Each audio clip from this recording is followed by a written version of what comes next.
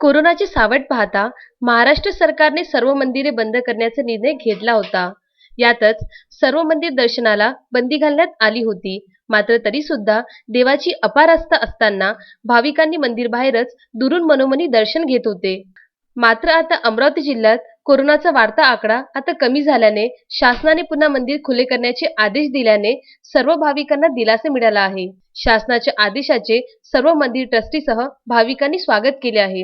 शुक्रवारपासून सर्व मंदिर भाविकांच्या दर्शनाला सकाळी 7 ते सायंकाळी 6 पर्यंत खुले करण्यात आले आहे। यावेळी विदर्भाची कुलदैवत असलेल्या अंबादेवी मंदिरसह एकविरा देवी मंदिरात सकाळी सॅनिटायझर करण्यात येऊन भाविकांनी सकाळीच दर्शनाला हजेरी लावली।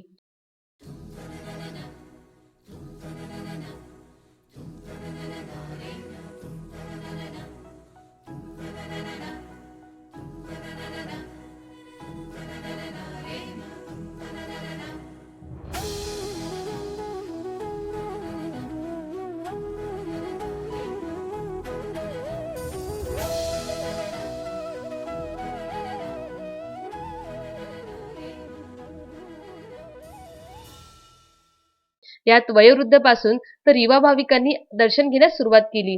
शासन आदेशाचे पालन करीत अंबादेवी मंदिरमधील पुजारी सुरक्षा रक्षक मास्क लावून या ठिकाणी काळजी घेण्यात आली। मंदिर प्रवेशद्वार जवळच भाविकांना मास्क शिवाय आत परवानगी देण्यास नाकारले।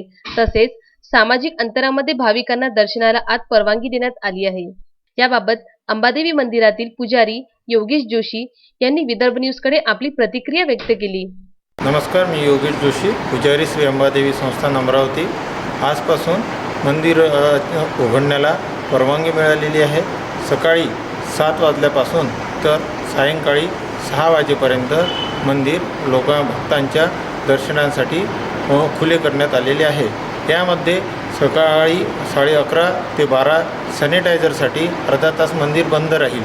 तसेच संपूर्ण शासनाच्या ह्याच्यानुसार नियमानुसार मंदिरामध्ये त्याचे सर्वांचे पालन केले जाते। सोशल डिस्टन्सिंग आहे, तापमान घेण्याची मशीन आहे, तसेच सॅनिटायझरची व्यवस्था केलेली आहे व सोशल डिस्टन्स मास्क लावणे हे अनिवार्य करण्यात आलेले आहे। तसेच पुजाऱ्यांनासुद्धा सर्व नियमानुसार मास्क आणि शील्ड लावून येथे ओटी भरण्यासाठी उभे करण्यात आलेले आहे। अजय शृंगारे, विदर्भ न्यूज, अमरावती।